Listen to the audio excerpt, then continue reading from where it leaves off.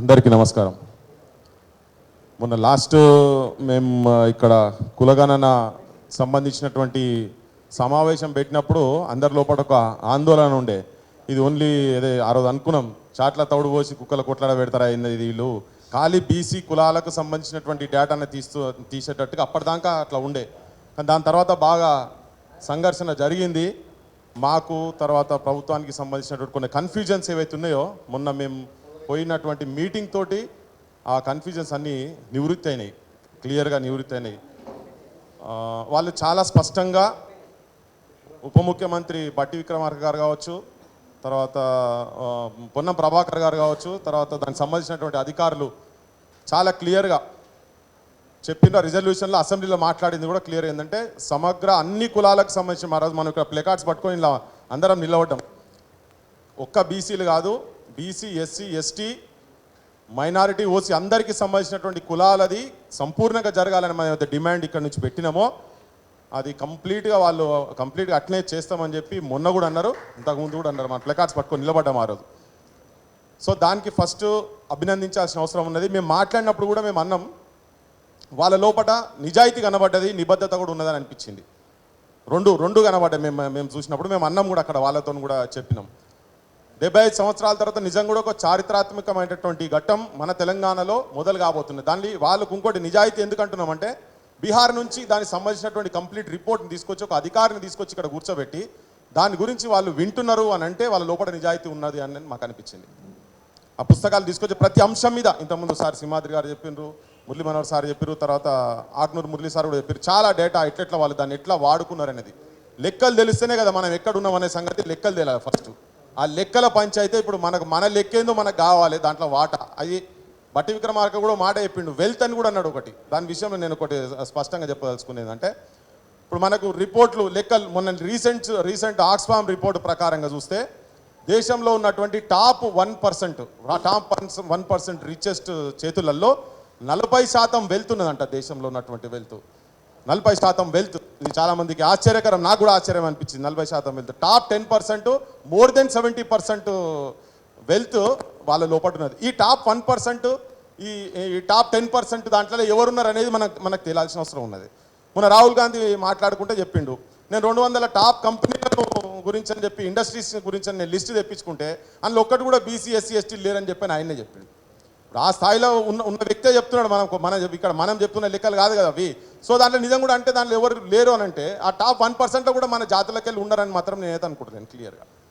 ఈ మధ్య చాలా ఒక నానుడి, ప్రతి ఎవరు మాట్లాడినా కానీ, సాఫ్ట్వేర్ వాళ్ళు కావచ్చు, వాళ్ళ ఎవరు మాట్లాడినా కానీ మేమంతా ట్యాక్స్ పేయర్స్ అని బాగా ఒక రకంగా ఇన్సల్టింగ్గా మాట్లాడుతుంటారు.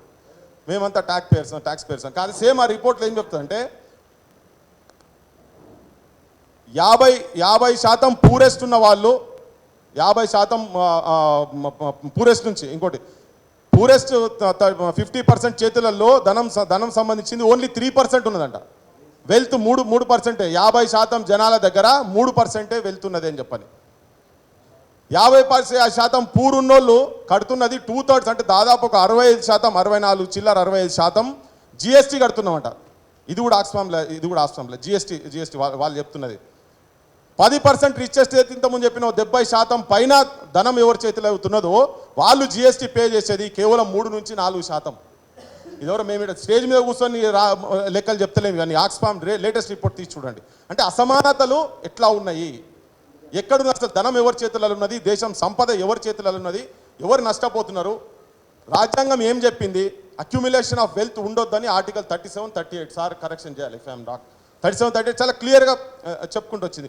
ఎందుకున్నాయి అంటే లెక్కలు మనం ఎక్కడో మనకు తెలియదు.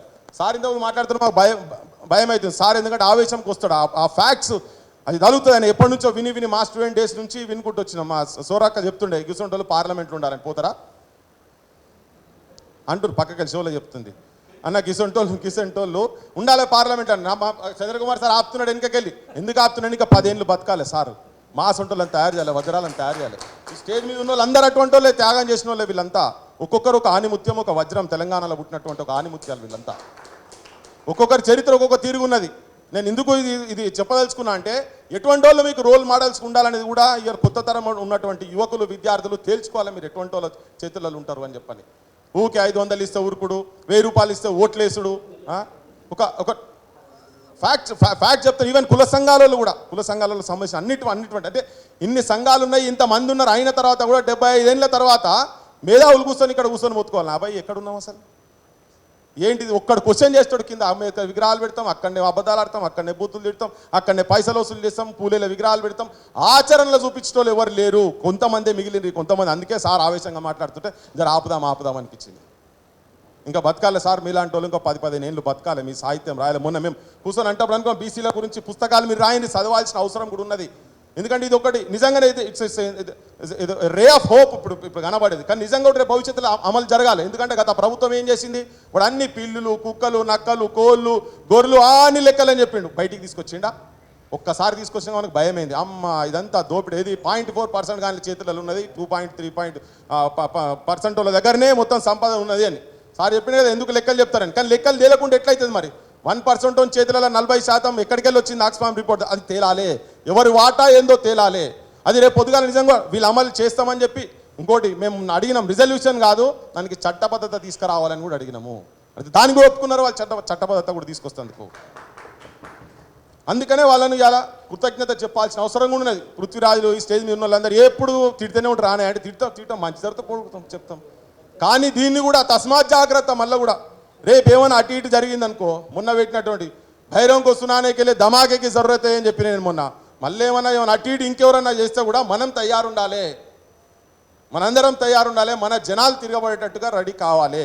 రేపు ఈ సంపద నిజం కూడా అవన్నీ రిపోర్ట్స్ మొత్తం వచ్చిన తర్వాత ఇంకోటి ఏంటంటే మొన్నటిదాకా మూలకు పెట్టిండు కదా ఆయన, మరి తాళాలు వేసుకొని ఎక్కడ పెట్టిండో గత ముఖ్యమంత్రి ఏ సందుగల దాచిండో బజాట్ల గుంజుకొచ్చి ఆయన దగ్గర ఆ డేటా పోయినసారిది డేటా బయటికి తీపియాలి ప్రభుత్వం. ఇప్పుడు వచ్చే డేటా అప్పుడు వచ్చే డేటా కూడా కంపారిజన్ చేయాలి. ఈ దుర్మార్గంలో ఎవరైతే ఇప్పటిదాకా లోపల పెట్టిండ్రో వాళ్ళ మీద చట్టబద్ధంగా ఏమైనా కేసులు ఉంటే కూడా పెట్టి బుక్కల వరేయాలి. ఈ కొడుకులను ఉట్టి కూడా వదిలిపెట్టద్దు. ఎందుకంటే ఈ 10 సంవత్సరాలు జరిగినటువంటి తెలంగాణలో ఈ గ్యాప్ ఏదైతే పెరిగిందో కారకులు వాళ్ళే కాబట్టికే. సో ఈ సమావేశం ఇక్కడితోనే కాదు, ఇంకా మొత్తం మేము తెలంగాణలో మొత్తం కూడా విత్ పర్మిషన్ ఆఫ్ అందరి పర్మిషన్తోనే అంటున్నాం. మేము తెలంగాణలో అన్ని జిల్లాలలో కూడా పెట్టదలుచుకున్నాం. పెట్టాల్సిన అవసరం ఉన్నది. చెప్పాలి, అందరికి కూడా చెప్పాలి. మనం కూడా జాగ్రత్తగా ఉండాలి. మన వాటా వచ్చేదాకా ఏదైతే ఈ పర్సంటేజ్లు తలకిందులు అయ్యేదాకా మనము జాగ్రత్తగా ఉండాల్సిన అవసరం ఉన్నది. మన పొలిటికల్ రిప్రజెంటేషన్ కావచ్చు, ఆర్థిక పరంగా కావచ్చు, సామాజిక పరంగా కావచ్చు, ఈ అసమానతలు ఇంకా ఉన్నాయి, ఇప్పటికీ ఉన్నాయి.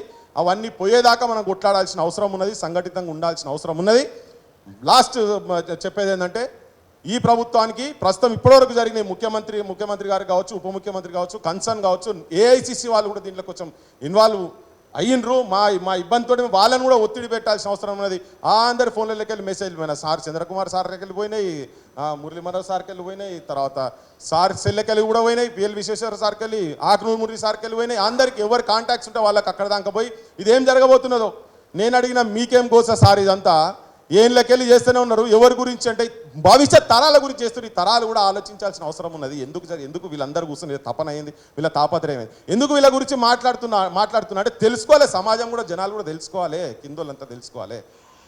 సో వీళ్ళందరూ ఉన్నారు. ఇవన్నీ ఎవరి ప్రయత్నాలు వాళ్ళు జరిగినాయి కాబట్టి మనకు మొన్న లాస్ట్ మీటింగ్ ఏదైతే పెట్టినామో అప్పటికి ఇప్పటికి తేడా ఏం జరిగిందంటే అన్ని కులాలకు సంబంధించినటువంటి కంప్లీట్గా వాళ్ళు చాలా క్లియర్గా చెప్పినారు. ఇంతకుముందు గవర్నమెంట్ చెప్పినాం, ఇప్పుడు చేసి చూపిస్తాం, మా దగ్గర నిబద్ధత ఉన్నది కాబట్టి చట్టం కూడా ఎస్ మీరు అడుగుతారు కాబట్టి మేము తీసుకొస్తామని చెప్పి వాళ్ళు కూడా ఇప్పుడు మేము డిమాండ్ చేస్తాం. లాస్ట్ కూడా కంప్లీట్గా లాస్ట్ టైం ఏదైతే మీరు కేసీఆర్ చేసినది ప్రజాధనంతో చేసింది అది బయట పెట్టాల్సిన అవసరం ఉన్నది. మనం కూడా కొద్దిగా జాగ్రత్తగా ఉండి ఇప్పుడు అభినందించుకుంటూ కూడా అది కంప్లీట్గా అమలయ్యే వరకు మనం జాగ్రత్తగా ఉండాలని చెప్పి మీ అందరికీ విజ్ఞప్తి చేస్తూ ధన్యవాదాలు. Thank you.